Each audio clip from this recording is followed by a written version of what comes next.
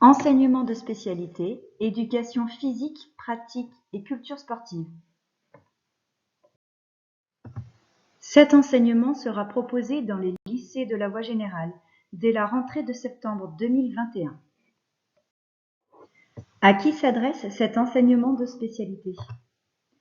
Aux lycéennes et lycéens de la voie générale, vous n'êtes pas obligé d'avoir suivi un enseignement optionnel EPS dès la classe de seconde pour intégrer cet enseignement de spécialité. Vous avez de ce fait les mêmes chances de réussite que d'autres lycéens qui auraient bénéficié d'un enseignement optionnel en seconde. Vous avez la possibilité, si vous êtes déjà inscrit au sein d'une section sportive scolaire, de cumuler cette section sportive avec l'enseignement de spécialité éducation physique, pratique et culture sportive. Le profil attendu est un élève sportif, qu'il soit polyvalent ou spécialiste d'une activité sportive ou artistique. L'engagement physique est une valeur essentielle attendue. Enfin, une certaine curiosité et un attrait pour les domaines du sport et du corps semblent essentiels. Si vous recherchez la performance physique, si vous aimez vous dépasser, ou si pour vous la pratique physique est un moyen de détente, de bien-être, de santé utile à votre équilibre personnel, si vous avez besoin d'interaction, de faire partie d'un groupe pour vous épanouir, si vous aimez vous engager pour les autres, réaliser avec eux des projets, ou encore si vous souhaitez affiner votre projet d'orientation en vue d'une formation aux métiers relatifs au sport et au corps, alors cet enseignement de spécialité est fait pour vous.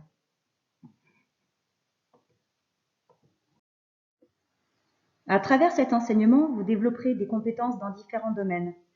Le domaine de la pratique physique et sportive. Vous développerez, renforcerez, affinerez vos capacités dans différentes activités physiques et artistiques. Vous apprendrez à vous préparer, vous entraîner, vous dépasser, vous engager pour performer et accomplir vos exploits personnels dans ces activités. La compétence à analyser, les situations que vous allez vivre vont vous amener à aiguiser votre compétence à analyser par l'étude de cas, de concepts, de thèmes, par les choix que vous aurez à faire, l'organisation de vos idées, la conception d'un projet, la comparaison de résultats, leur exploitation, la mobilisation des connaissances que vous aurez acquises. La compétence à communiquer, c'est-à-dire débattre, commenter, présenter, argumenter, convaincre auprès des autres élèves de votre groupe, mais aussi auprès de l'ensemble des personnes, qu'ils soient professeurs ou professionnels, que vous allez rencontrer. Et la compétence à collaborer, intégrer un groupe, collaborer avec les autres, vous investir pour progresser ensemble, échanger, conseiller, partager.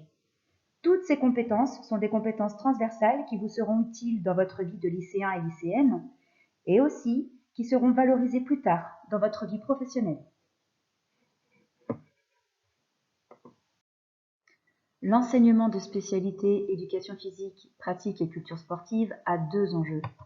Le premier enjeu est de former des ambassadeurs et des ambassadrices des pratiques et de la culture sportive, c'est-à-dire des personnes qui seront capables de promouvoir et de diffuser ces pratiques et cette culture dans la société. Il vous reviendra alors d'arriver à situer les enjeux, comprendre les enjeux et leur évolution de ces pratiques et de ces cultures dans le monde contemporain. Le deuxième enjeu est de former des futurs professionnels polycompétents. Polycompétents, c'est-à-dire compétents dans plusieurs domaines. Les compétences sportives, évidemment, s'entraîner, performer dans diverses activités physiques et sportives. Des compétences d'ordre social, capacité à collaborer au sein d'un groupe, animer, répartir des tâches, être actif, impulser pour élaborer un projet. Des compétences écrites, vous serez amené à composer à l'écrit sur différents supports, que ce soit pour faire un exposé, un commentaire argumenté à formuler, un carnet de bord ou d'entraînement à renseigner, des prises de notes à synthétiser, des résultats à analyser, des comptes rendus et des bilans à rédiger. Et puis des compétences orales, où vous aurez à présenter, dialoguer, expliciter, expliquer, débattre, convaincre, argumenter. Ces mêmes compétences orales seront développées aussi pour vous aider à préparer l'épreuve du grand oral du baccalauréat. Quels sont les contenus de cet enseignement de spécialité? Vous aurez des contenus d'ordre pratique, d'ordre théorique, et un projet chaque année à mener, en première et en terminale. Commençons par la pratique. Vous aurez sur l'ensemble des 2 années au moins 5 activités physiques sportives différentes issues des 5 champs d'apprentissage que vous connaissez déjà en EPS, à savoir les activités à performance mesurée, les activités de pleine nature, les activités artistiques et ou acrobatiques, les activités d'affrontement collectif ou interindividuel et les activités d'entretien de soi. Voici en image quelques activités sportives qui pourront vous être enseignées.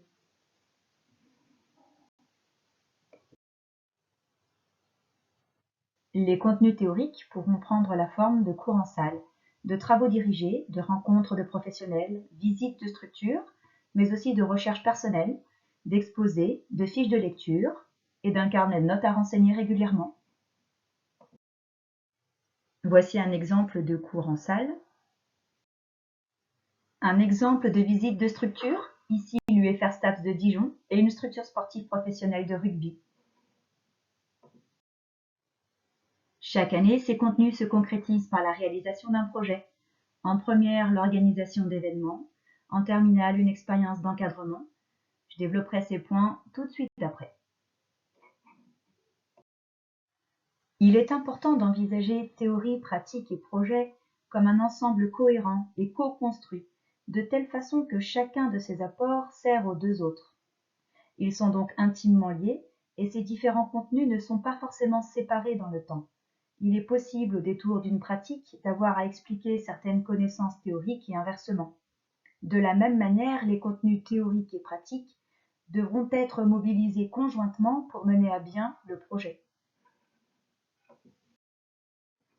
Nous voici en classe de première, on retrouve la pratique, le projet et la théorie.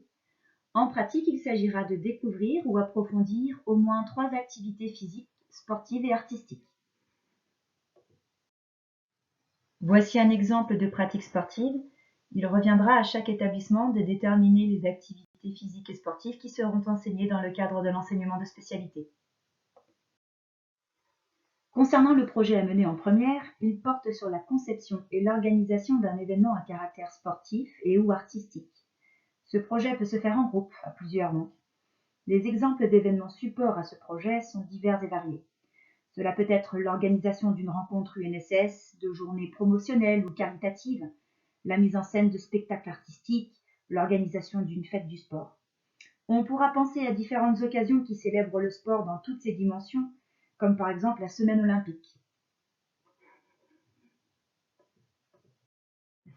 Voici un exemple d'organisation d'un événement, ici un tournoi de badminton fluo en haut à gauche et un tournoi de volley fluo en bas à droite. Enfin, concernant la théorie en première, 3 thématiques seront étudiées. La première thématique porte sur les métiers du sport et du corps, la deuxième sur la pratique physique et la santé, et enfin la troisième sur la technologie des activités physiques. Nous voici en classe de terminale.